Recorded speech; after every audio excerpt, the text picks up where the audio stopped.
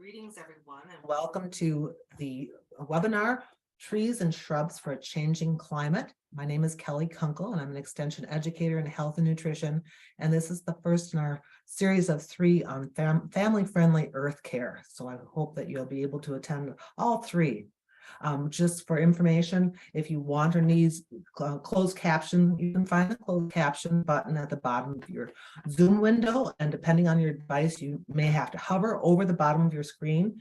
And if you don't see a closed caption button, try looking for the button with the 3 dots, and it will say more, and you'll find that closed caption there. Once you find that, you can click the toggle to either turn the captions off or on, whatever your preference.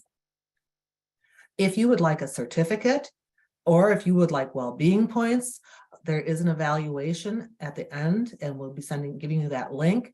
You need to fill out the evaluation to get either a certificate and or the well-being points.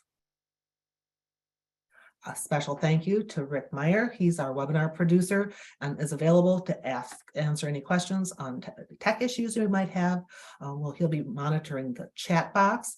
And as we go along, if you have questions, please put them in the chat box and we'll take care of those questions at the end of the webinar. And then he'll provide links in the chat, such as the evaluation. So it's my great pleasure to introduce this topic and our 2 presenters today. And we have Jamie Mosel, and she is a climate resilience extension educator with the Minnesota Climate Adaptation Partnership at the University of Minnesota. She's based in the Extension Regional Office in Andover, and she works on climate adaptation with a particular focus on forestry and natural resources, including adaptive strategies for forest management, forest health, tree response to climate stress, and climate science. And Jamie joined us this year and defended her PhD from the University of Minnesota Natural Resource Science and Management program in December. Congratulations, Jamie. Gary Wyatt is an agroforestry extension educator and extension professor with the University of Minnesota Extension, and he's based at the Mankato Regional Office along with me. And he promotes sustainable agroforestry practices that are economical and protect the soil, water, and livestock and natural resources. Current issues include silvopasture, fences, invasive species, windbreaks, forest farming, ecosystem services, tree and shrub selection, community and school food forests, edible and decorative woody plants, and non-timber forest products. Gary has more than 39 years of extension experience in Minnesota. So welcome to both. And what do we find out from our poll? The results should be on your screen or available. About 26% said that they were here because they had no idea about the topic. Where people are from, 64% are from the cities, and we do have 7% from out of state, and small towns and rural make up the rest. And so the central Minnesota is the largest contingent here visiting with us today. Great. Thank you, Rick. Very good. Thank you, Rick. I'll pass it to Jamie and Gary. Well, thank you. Yeah, I'll start off first with some of the climate change and climate science here in Minnesota. And on your screen right now is just the promo for today's webinar. So we're going to be talking about effects of climate change, including extreme weather events like droughts and floods, which are becoming more frequent and severe, and that adds stress to our perennial vegetation. So we have different climate models that we've made that are helping us to predict what species and trees might survive into the future. And so we're going to learn about some of those climate resources and then talk about what tree and shrub species might be favorable for Minnesota in the future.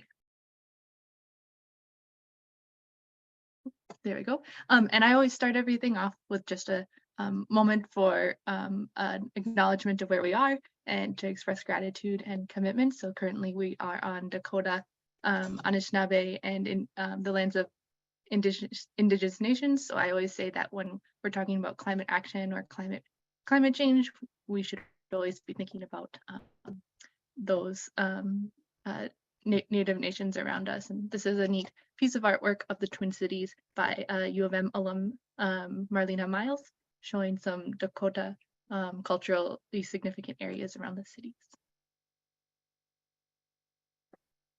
And these are our objectives for today's talk. So identify 3 impacts of climate change on trees and shrubs, understand at least 3 adaptive urban and forest management strategies that can promote forest resilience, understand the basics of climate projection models, learn about resources that landowners can use to learn about climate change and resilience, and identify trees and shrubs that are climate resilient. And yeah, so first off, we'll start with climate change observations, so things we've already seen here in Minnesota, and then projections, so those are based on climate models for here in Minnesota. Then resources for landowners, climate resources for tree selection, what to consider when selecting trees and shrubs, and then trees and shrubs that may do well in a warming climate. We'll take a look at the DNR webpage and some other selected resources around trees and shrubs. Oh, are you hearing an echo? I just see a comment. Are other folks hearing that? Okay, No. sometimes okay. Okay, I'll keep going, but if anyone hears it, just let Rick know or me. Okay, I'll keep going here. As Kelly mentioned, I'm part of the Minnesota Climate Adaptation Partnership, which is basically the climate team at University of Minnesota Extension. Our mission is to advance adaptation, leadership, climate resilience, actions, and cross-disciplinary collaborations to ensure that Minnesota is making needed progress to prepare for our changing climate. And this slide is just highlighting some of the work that we do. The main thing I'll be talking about today is those climate projections. But yeah, we work on a handful of climate-related issues here in Minnesota. So now I'll talk about the climate change that we've observed already in Minnesota, and that's already been recorded here. So Minnesota is getting warmer and wetter. That's the overall takeaway from what we've seen so far. Minnesota's average annual temperature has increased nearly 3 degrees Fahrenheit since the late 1800s, so that's pretty sizable. And the 10 wettest and warmest years on record all have occurred after 1997, so in pretty recent times. There's an observed 13% increase in the heaviest rainfall of the year, so we're getting more intense rainfall. And the growing season has lengthened by about 2 weeks since 1950, so that's a pretty big increase. These 3 figures of Minnesota are showing on the far left, if you're facing your screen, is the total temperature change between 1895 and 2019 in Minnesota. So that's the average for the whole year. And what you can see is northern Minnesota, which is an orangish color, has the temperatures have risen more in that part of Minnesota than in southern Minnesota. And then when we look at the other 2 figures of Minnesota, the one in the middle is the average summer high, and the one on the far right with the dark red is average winter high. So average winter temperatures are rising faster than the average for the entire year, and for the average of the summer. So when we look at that red section of northern Minnesota, that's an increase of 7.1 degrees Fahrenheit. And so that's very concerning. And actually, that's one of the areas in the US that's warming the fastest. And so this has a lot of consequences for Minnesota. One that I'm going to highlight here is lake ice. So some of you may have noticed, like this year in particular, there's the lake ice, at least here in the cities, isn't quite what we'd want it to be. It's not quite as reliable this year. And so Lake Superior ice coverage has reduced by 50% over the last century. And these two images are showing the interannual minimum during the winter. So this is kind of what we're seeing more recently with very little ice cover. And then the one with more white is showing the interannual maximum. So when there's the most ice, and that's more historical conditions. So since 1980, the surface water temperatures on Lake Superior have warmed twice as fast as the air above it. And then all this has consequences too, and impacts on our frost-free season. So the frost-free season is the last occurrence of freezing temperatures in the spring, and the first occurrence of freezing temperatures in the fall. That period of time, it's a frost-free season. And here in the Midwest, we've seen an increase of about 9 days in the frost-free season. So that has implications for things like plant hardiness zones. So which plants will survive where based on basically the temperature regime that you're seeing. So on one side, we have 1990. And so at that time, we had just 2 seed zones or plant hardiness zones. We had zone 3 and zone 4. And now this other figure on the right is in 2006. So you can see that seed zone 3, which is a colder, or hardiness zone 3, which is a colder zone, has moved, retreated north. And we've actually gained a zone 5 in southern Minnesota. Yeah, so these arrows are just highlighting those regions that have really shifted a lot. And then, as I mentioned, we're getting warmer and wetter, so precipitation and intense rainfall events are increasing. These little maps of Minnesota from left to right are proceeding in time, so 1891 through 1920 up to 2010. And the main thing I want to highlight is particularly in the southeast and the eastern part of Minnesota, that dark blue is greater than 30 inches of rain, and that's a lot. That's increasing, and we've seen that already. And so hopefully this is playing on your screen. This is a radar loop from 2016 showing a mega rain event. So mega rain is defined as at least 6 inches of rainfall over an area of at least 1,000 square miles in 24 hours or less. So basically a lot of rain in 24 hours. And they were over 2 times more common in Minnesota from 2000 to 2022 than during the last 27 years of the 20th century. And of the 16 events that have occurred since 1973, 11 of those have been since 2000. So a lot of them have been really recent.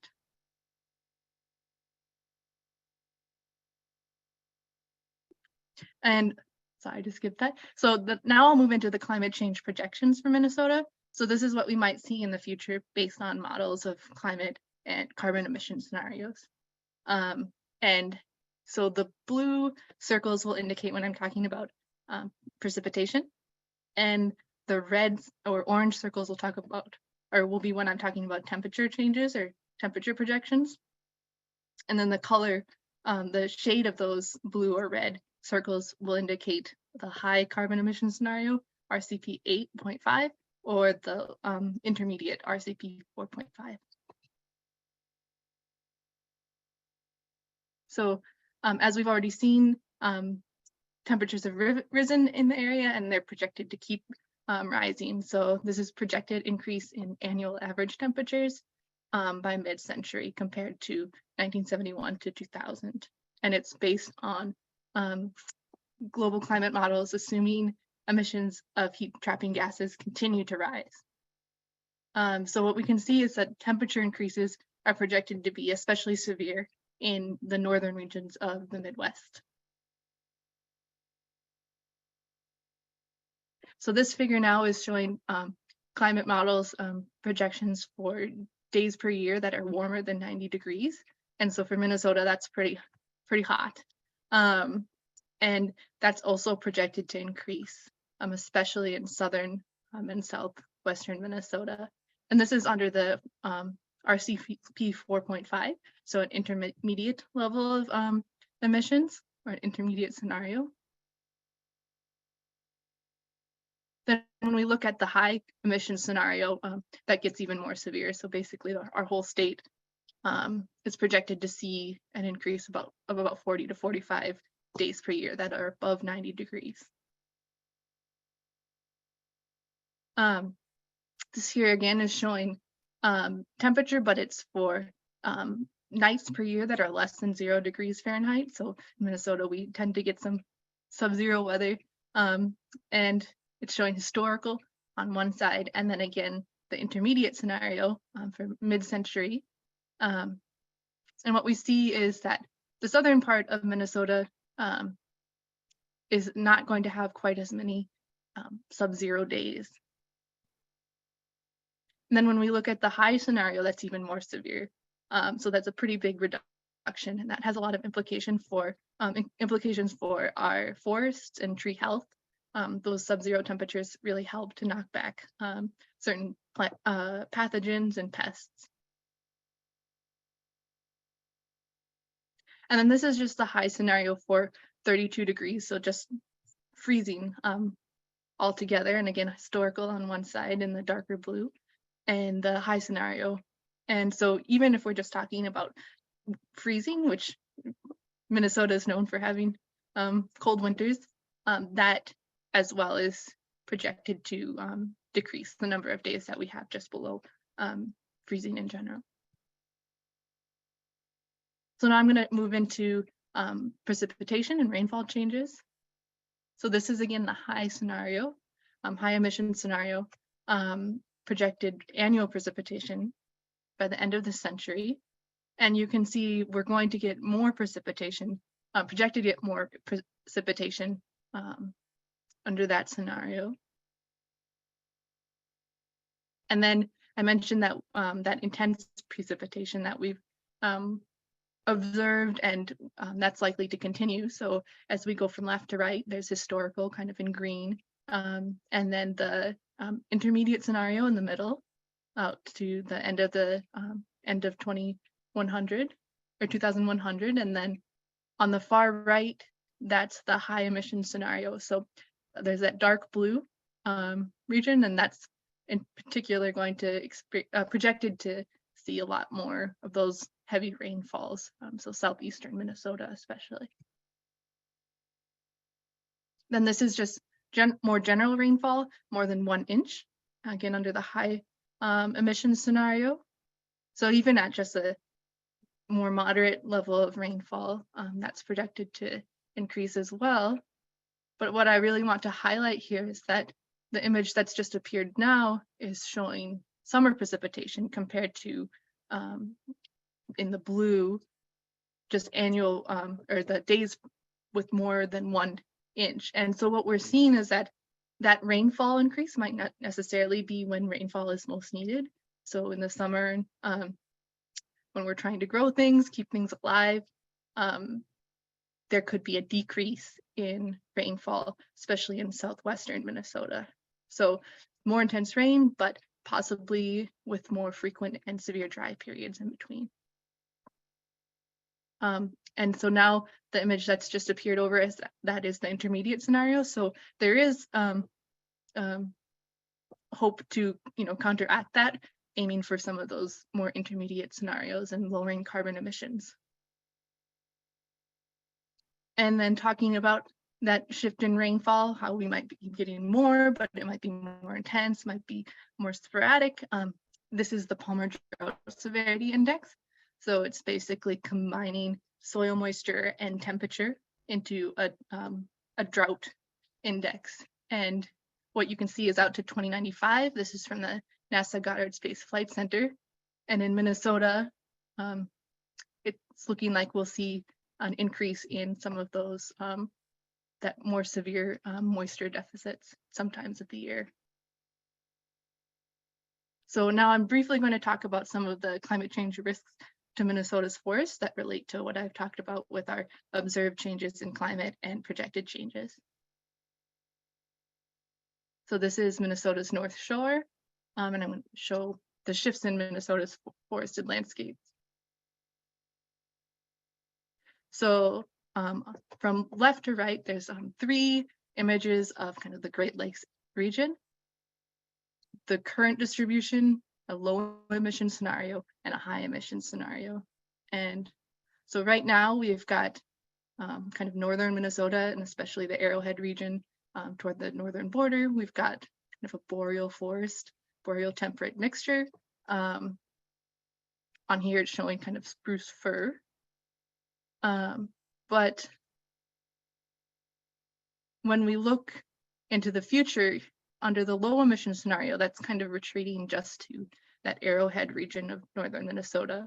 And then under high emission scenario, there's a risk of losing that boreal forest ecosystem altogether, and it shifting to something more like elm ash cottonwood or oak hickory, which is a pretty big difference from what we're used to in northern Minnesota. But so that trajectory really does depend on climate mitigation and adaptation actions that we take right now. So it's not a guarantee that we might lose that. So all the more reason to be pushing for reductions in carbon emissions and adaptation actions. And then I'll just briefly cover some ways to manage risk and looking into the future. So MCAP, or the Minnesota Climate Adaptation Partnership, really likes to focus on a combination of adaptation and mitigation. So adaptation, trying to prepare, and mitigation, trying to prevent further emissions and further warming. And those really overlap and give us a lot of co-benefits. And you really can't have one being successful without the other. An example of this here in Minnesota that you can actually go visit is the Adaptive Silviculture for Climate Change experiment. So it's got 2 sites, one in northern Minnesota and one here near the Twin Cities. And they focus on these adaptation strategies of resistance, resilience, and transition. So resistance is improving forest defenses against predicted changes, but trying to maintain relatively unchanged conditions. So kind of a lifeboat strategy, or trying to help support those existing conditions. Then resilience, so that's accommodating some change, but encouraging a return to a prior or desired preference condition after a disturbance. So trying to get things to bounce back. They might not bounce back to exactly what it was, but getting back to something healthy and maybe similar to what you're used to. And then transition is facilitating change and encouraging ecosystems to adaptively respond to new or changing conditions. So that is a more of a drastic approach. So you might shift to something that's new altogether, but is still a functioning, healthy ecosystem. These are just 2 images on the left. That's the northern site at the Chippewa National Forest. And then on the right is the Mississippi National River area. It's in the Crosby Farm Regional Park here in the Twin Cities. And so these are both open to the public, and you can go check them out and explore some of those strategies and the seedlings that they planted there. And then another experiment that I encourage folks to check out, there's the NPR News article linked here below, is the Before Warmed experiment, boreal forests warming at an ecotone in danger, which it has 2 sites, one in Cloquet, Minnesota, and one just outside of Ely. And these are some of the species that they're exploring kind of on a latitudinal band, northern and southern boreal and temperate species. And so the work that's coming out of that is really showing how modest temperatures can have a big impact, especially on this mixture of boreal and temperate species. And then just to end on my part on a happy note is, so Minnesotans are really concerned about climate change. This is a survey that came out from MCAP and the University of Minnesota. So 76% of Minnesotans are concerned about climate change.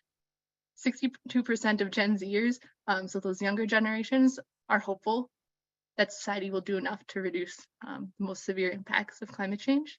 And 64%, so the majority of Minnesotans think we should prepare for climate change by preserving our natural areas like our grasslands, forests, and wetlands. So that's really great to hear. And now I'll hand it over to Gary Wyatt, and he'll talk more about tree selection and climate science. Thanks, Jamie. Wonderful job. And obviously, we do have a lot of slides. Jamie and I have a lot of slides in this presentation.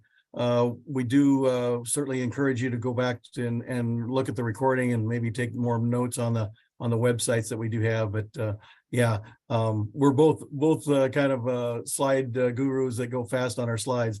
So I'm going to present some of the models that we're looking at for tree recommendations in the state of Minnesota. And the first one is the NIACS, is the Northern Institute of Applied Climate Science. So this has got various regions of the state, and actually you'll notice this map is very similar to the DNR maps, the native plant communities and so forth that we have. So let me go to the next slide. And then each of the regions of the state have a privatized zone, basically, of the recommendations of suitability, climate suitability and capability of poor to good, and then mixed even varieties. They have mixed habitat on the bottom there. I know in the southern region where I live in St. James, by the Mankato Regional Office where I'm housed, they're even predicting a new habitat for migration potential would be pecan and Osage orange, which obviously those species of trees don't really exist in Minnesota right now. So if you're really interested in looking at some of these reports of climate adaptation for tree species, forestadaptation.org, and look at those remarks there and those sheets. That's really good. And that's what we're using for recommendations.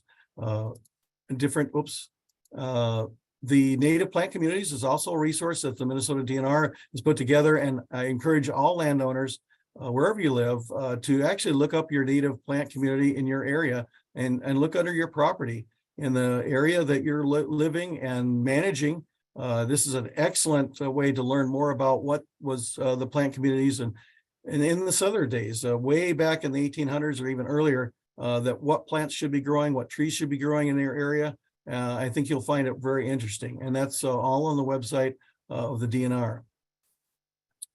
We're also, the DNR has also put together the Woodlands of Minnesota Landowner Handbooks, and each of these regions have a separate handbook, which is really good. If you haven't picked up one or ordered one, urge you to do that. You can just order through the info.dnr@state.mn.us, and there's different regions there. And obviously they talk about tree species and managing your resources and your property in each region. It's very good. The DNR has also put together the best native yard trees for climate change, which we're also using as part of our extension recommendations for trees and changing climate. We're using all the resources that we can, both in-state and the regional resources that are out there. And this is online right now, and you can certainly look at those various regions. And notice the map is very similar to the map with the NIACS map of the climate change projections.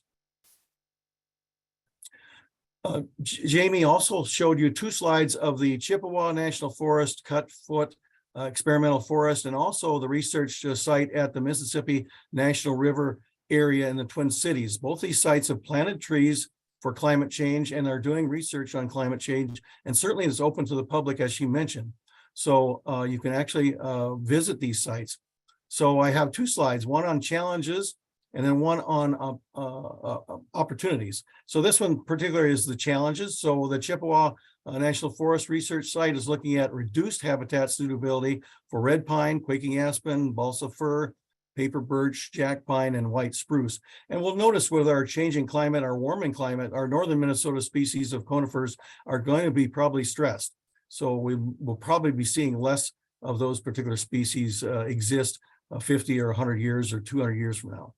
The Mississippi National River area in Twin Cities, a species reduced habitat suitability is northern white cedar, black willow, silver maple, and cottonwood and box elder. And obviously most of you are probably thinking, well, cottonwood and box elder, we could probably do without those trees, and they're kind of a habitat for wildlife, but not maybe a big moneymaker for other types of industry and so forth, but they do make up a wildlife habitat for our areas. So the opportunities in these 2 research areas are looking at the increased habitat suitability for In the north central region, bur oak, red maple, bitternut hickory, black cherry, and white oak. And then there's no change with the eastern white pine and then the northern red oak in that region. In the Twin Cities area, under the Mississippi National River area, a species increase habitat suitability also include bur oak, swamp white oak, hackberry, American elm, and we encourage the use the disease-resistant elm if you're planting those. And then red mulberry, honey locust, sycamore of all trees. How about that? And then also swamp white oak again. And obviously we talk about swamp white oak. We always think about wetlands, but that can be planted in dry areas too, homeowner yards and so forth. So be thinking about that. So as we get into a list, or we show a list in the future of list of trees to plant for climate change, if we don't have a tree of your choice on the list, that doesn't mean you can't plant it. So plant what you like or what you're interested in, as long as the tree or shrub is not on the noxious weed list of Minnesota or an invasive species. Now, this is a picture of bald cypress down at Ames, Iowa. This is at Iowa State University at their Arboretum, and they look fantastic. And actually, Iowa State Forestry are saying that people can plant that particular tree as a windbreak tree if they'd like in Iowa, and it lives and it works. I'm always thinking of bald cypress as the wetland species in Florida, and but yeah, they're saying that actually can exist and survive in very good habitat in Iowa. Also, sycamores are located in Iowa and certainly could be maybe planted in southern Minnesota in the future. And certainly, if you like that type of species of tree, go ahead. So here's our statewide list of deciduous trees. I'm going to run through these fairly quickly. When we talk about American elm, we always want to probably purchase, if you're purchasing for your home, Dutch elm disease resistant elms, and St. Croix is recommended. We don't want to overplant. Obviously, the message here on any plant or shrub species, we don't want to overplant any particular species like maples or oaks and so forth. So we want to plant more than one variety of different species. And there's different varieties there of the disease-resistant elms that you can plant. Also, bur oak has been mentioned many times in some of our research and climate change in the southern part of the state that might be progressing northward. And certainly it's an oak savanna tree. It's a great tree. Maybe not as slow as some areas as some people think, but depending on the soil nutrients of that particular site, certainly a nice tree to think about.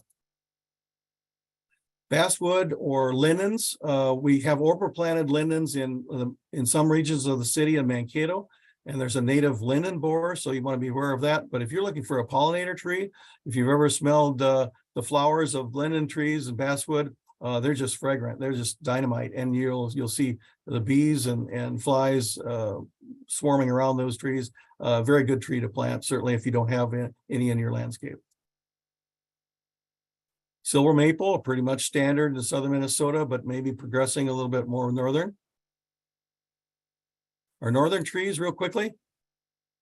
Sugar maple, obviously, you can make tap these in the spring or in the late winter, early spring for maple syrup, but sugar maple tops the list. Also, black cherry might be coming up a little bit further from the south, progressing northern. Eastern white pine, one of our pine species that seems to be doing well in the climate change era. Yeah, it's love the soft needle pine. It's a very nice wildlife tree. Certainly, if you're planting new ones in an area that have deer, certainly anything white cedar, and white pine are deer candy. So you want to protect them from deer the first 10 years of life. Quickly, our southern trees. Kentucky coffee tree actually is native to southeastern Minnesota. We think this tree is certainly viable in other landscapes. If you don't want the pods, there are varieties that do not have pods. Stately Manor is one of them. I think that might have been one of the ones developed at the University of Minnesota. Common hackberry has been always a favorite windbreak tree. I think it's actually become out of favor with most of our farmers and windbreaks because they planted bare roots before the bud break. So the big key on hackberry, if you have a 6 foot or a 5 foot or 4 foot type of bare root plant, you basically have to put the roots in water and let the buds break before you plant them in the ground. If you plant just the bare root type plant stem without any buds showing or growing, then you're basically having a dead stick in the future. So that's been kind of a deterrent for most of our rural families planting windbreaks and hackberry. But as long as you know that, then it's a great tree to plant, certainly. Swamp white oak, as I mentioned before, it doesn't have to have wet roots. You can plant this in a dry landscape as well, but certainly water it as any tree the first couple of years of planting or after planting, but certainly a very desirable tree for landscapes in Minnesota. Real quickly, I wanted to mention some shrubs. I know we don't have a lot of trees or shrubs listed on our shrubs tree list or recommended list. But American hazelnut, we have a University of Minnesota, University of Wisconsin working on a Midwest hazelnut growers consortium. So we're looking at hybrids that are being developed, and that's a very good plant. Certainly, if you have kids or grandkids, just a nice plant to pick out some nuts in the fall and make your own Nutella. A black chokeberry, some people call it aronia berry. This is a soft type berry, but it's a little harder skin than raspberries. Might be infected by the spotted winged Drosophila, but I recommend it for windbreak or any type of landscape shrub. It certainly has an edible factors to it. It's high in antioxidants and a very good shrub. I usually recommend planting two shrubs of each of these, although some of them are self-pollinating, but it's always nice to have 2 or 3 plants in the landscape. Serviceberry, Juneberry, Saskatoon, all kind of synonymous in the same family. There's tree types and shrub types. Probably the shrub types are more prolific than and produce more berries than the tree types, and obviously easier to find and easier to pick for your kids or grandkids. But yeah, I'd recommend this and also hazelnuts. If you're looking at 2 shrubs to plant in your backyard that are edibles, that is a recommendation there. Real quickly, Julie Weisenhorn from our horticultural extension educator department recommended these sites. This is a landscape design webpage that she has on our extension website. Our extension website certainly is extension.umn.edu, and you can find most of our resources there. And then she also recommends the landscape design tool that she has online. That's just landscapeplants.extension.umn.edu. And I think I have the next slide. Oh, again, if you're not familiar as a homeowner, landowner, woodland owner, forest owner in Minnesota, you by law need to know the plants that are on the Minnesota noxious weed list. You are obligated by law to manage those plants, and there's an eradicate list and also a control list on the Minnesota noxious weed list. So if you're not familiar with these plants and even tree types that are on these lists, I urge you to go to the MDA site and look up the Minnesota noxious weed list site and become familiar with those particular plants that are on that list, and make sure you control them in your environment, in your landscape and property. Jamie, I'll give you back the floor for that. Oh, thanks, Gary. And Yep. yeah, thanks for all those treats. Yeah. So this is just one last slide to wrap things up, talking about a new program that Extension and the Minnesota Climate Adaptation Partnership are trying to get going. It's the Community Climate Leaders Program. So on this slide, there's a QR code that you can scan with your code or with your phone, and you can also just type in that Z link, the z.umn.edu/climate leaders interest.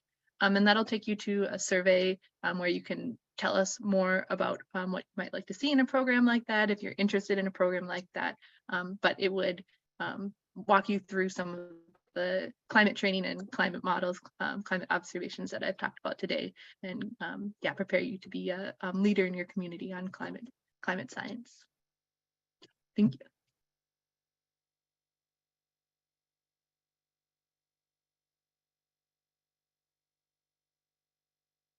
If you want to reach Jamie or myself, our emails are on the bottom of the screen there.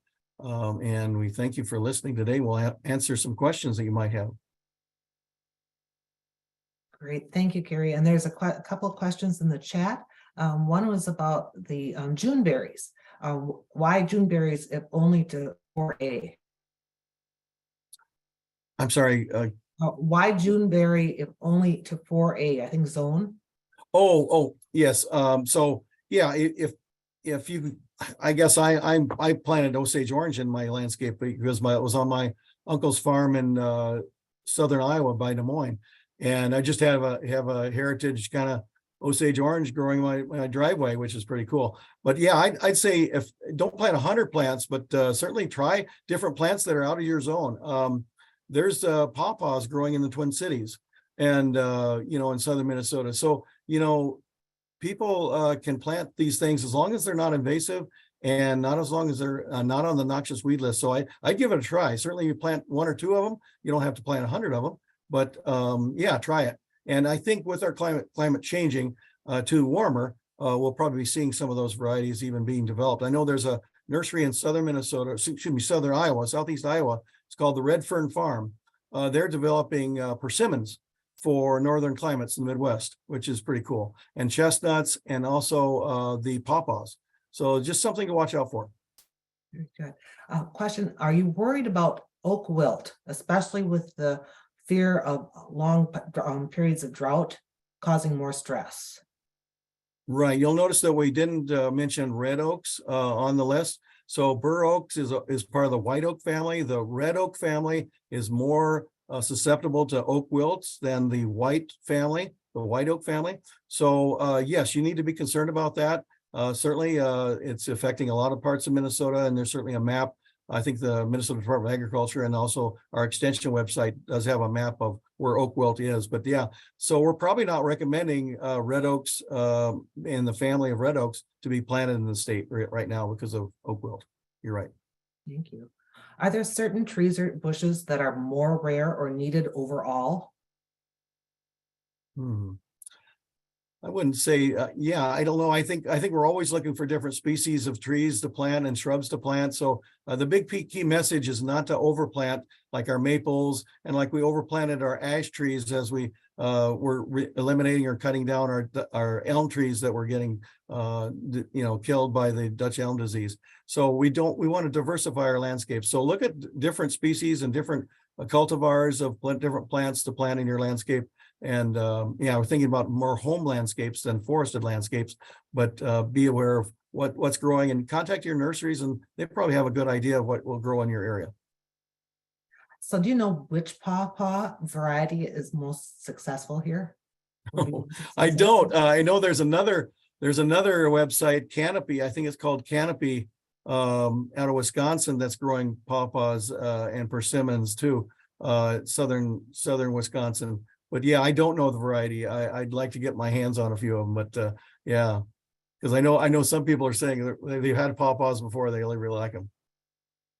And a question about, will this be recorded? Yes, today's webinar is being recorded. We'll send you a copy of the recording immediately after. But at the end of all of the family-friendly earth care series, you'll get a cleaned up version of all of the recordings for that series if you've registered. And Rick put the link to the family-friendly earth care series in the chat. What about arborvitae for privacy? Right, they could be planted. Certainly, there's a lot of different cultivars out there on the market. It's kind of a cedar type or an arborvitae type. Certainly, if you're in a habitat that's close to deer, you may need to protect those regular plants if they're young for deer to get established. But certainly, establishing a privacy type barrier with trees is really good. Yeah. So do you expect the balsam fir in northern Minnesota to die in our lifetime? Boy, that's a good question. Yeah. I was just going to say, we'll wait and see. It's all those species, and this climate change, like Jamie mentioned, it could take more of the years than what we're thinking, or it could take less, and we're not just sure of it. So again, plant more species than you think, and be careful not to overplant one particular species. Any tips for increasing tree health when planting and in early years of establishment? Especially suboptimal soils. Specifically, we have high clay content in the soil in our yard. You can certainly add some compost or add some type of even if it's a small landscape with some type of even manure or so forth. A lot of our soils are compacted and need a little bit more modification and compost and so forth. So there's different ways you can add compost to it. And I think our website at the University of Minnesota Extension has a great website and recommendations for composting and improving soils. And then obviously for tree management, you got to water these last couple of years with our droughts in the spring. People are planting trees and not watering them. They're having a lot of survival problems. Certainly need to water young trees that are being planted. And then pruning probably the first 10 years, make sure you're pruning the right limbs off and prevent some type of problems in the future. So when you say a lot of water, you're not just talking about dumping one bucket onto the tree, right? You're talking, how much water are you talking about? Right. And there is a good water site. I think Julie Weisenhorn and the horticultural team put together a good website on watering trees. And actually the DNR has a really good website on watering trees. So you may want to go to those sites and look. Yes, you're not just dumping one bucket of water a week on a tree. You're really analyzing what the soil is and how the tree is doing. So there's really a lot of factors in there, but you want to kind of soak up the soil, let it soak in and go down, and not just give a tiny bucket to one time every month or so. It might have to be at least one a week. It could be a couple of days watering and so forth, but you can look on those websites for more information. Great, thank you. A comment about just the changing planting zones. And so how would you plan new plantings based on the changes in the zones? Right. And that's what Jamie and our forestry team is kind of working on with DNR and some other professional tree workers around the state to develop some type of a plan for climate change and what trees to recommend. It's difficult to say, but we're seeing trees that were commonly found in Iowa that are being planted in southern Minnesota and doing well. So I think you just keep your mind open about planting different species of trees and obviously watch the invasive species and then also the noxious weed list. Thank you. Comment is most of Minnesota zone B, 4B? Oh, I haven't looked at, I think there is like Jamie mentioned, there's a 5 zone, I think, in there, but I think most of it, actually top part of the northern Minnesota, I think a 3 or 2 actually. Okay. Water retention tips. Do you have any of those to help during the drought? Yeah, obviously you possibly could mulch if you're in a home landscape. Mulching is recommended. You don't want to mulch right next to the stem of the tree. You want to keep it kind of a volcano type. You don't want to pile up mulch around the stem. But mulching out about 3 feet, 2 feet, 3 feet away from the tree will help cool the roots and obviously keep in moisture. So that's probably a #1 recommendation for soil moisture containment and so forth, and keeping the roots kind of cooler than just no mulch at all. Awesome. Are there trees that sequester carbon better than others? I think that's another list. Yes, I think there are, but yeah, I don't recall where that website is, but I think actually you can Google that. I think some of the trees, there are differences in trees and shrubs certainly, but any type of tree is going to sequester carbon both in the roots and in the tree structure itself. And yeah, it's a good thing to plant trees, no question about it. Is there a reference for looking for what might be a good succession planting based on solid soil climate, inserting the conifer plantings to occur in a current fir or red pine area? I'd say contact your DNR forester if you're up in northern Minnesota. And I'm not sure about a list, but they could work with you on that determination of what to plant. And obviously we're working on a list with the DNR as well, with extension and so forth. And we'll have that up pretty soon, hopefully by April for the metro area, and then different regions of the state, hopefully this summer. But Yeah, we don't have one probably right out at the moment. For water, where there's no irrigation, off-grid or far from a hose, does it help to build a mini mini swalls? Sure, and keyline type walls and trenches and so forth certainly could do that. These are trenches that funnel the water to the different plants on a contour on a hillside or something. It might be harder on a flat area to do that, but certainly that can be done. We're still getting more questions in, but before we take any more, I just want to make sure that we talk about an evaluation, and Rick will put the link to the evaluation in the chat. And if you want a certificate or well-being credits, you need to complete that evaluation. And then 30 days following, you'll get more information and resources and a follow-up questionnaire. And we have a whole list of different webinars. We'll be sure to put this into your letter as well, so that you can register for any of the classes. Any of our webinars are free and online. And so here's the QR code for that. Okay, so now back to questions, Gary and Jamie. I see, Debbie, you mentioned gator bags, and those are the bags around trees that you see in the cities, and certainly you can buy those and yeah, have them filled, and then it releases water at a very slow rate, just a drop at a time. That's certainly an option. And then some of these trees probably should be tree tubed or have a tree tube on them to protect from rabbit predation. And certainly we've seen a lot of predation or eating of the stems this winter with our amazing amount of snow. It's actually gone above some of the tree tubes that people have, and I'm hearing the rabbits on top of the snow eating the unprotected stem of the tree. And obviously if they girdle that, then it might mean that the tree is going to be not surviving above that line. But good remark about the gator bags. And they're called different things too. What if an individual wants individual attention or has a specific plan for a site and would like some help with that? Where can they go? You know, our soil conservation district offices in each county of the state, some of them offer tree programs selling trees. And actually this is the time of year they're doing that. So you may want to contact them. The soil water conservation districts, we call them SWCDs. They're usually with maybe the government office or county office, could be with the Natural Resource Conservation Service, which is NRCS.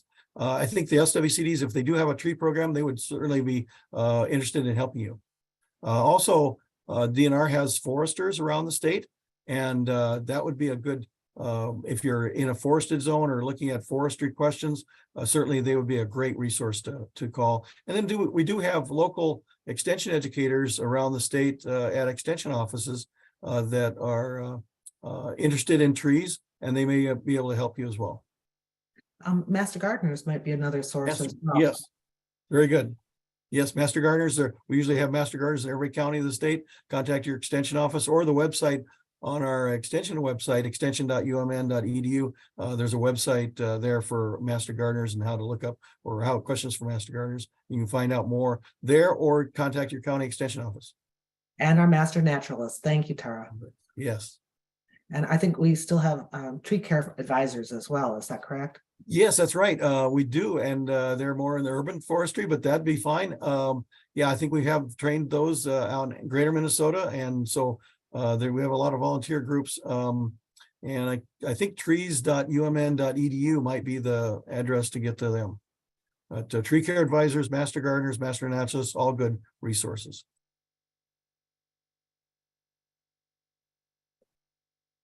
That is it for questions that I see in our chat. Rick, did we miss any? Not that I know of, other than the last Rosemary asked about sharing the recording with other groups. And I would say it's going to be posted on YouTube eventually. You're welcome to share it. Thank you. Oh, I'm checking with your city. They might also be able to help. Yes, that there's city foresters in some of our cities in the state. I failed to mention them. Sorry about that. But yes, you can contact your city that you live in, and they might have some ordinances there and even some tree planting programs that offer trees at reduced price or even free trees for boulevards. So yes, contact your city tree forester or city forester in your community. Great idea. Any other can- questions from the group? And you're welcome to unmute yourself too if you have a question. Feel free to contact Jamie or myself and if you want more information. And I will stop the recording and we'll stay online for a few minutes.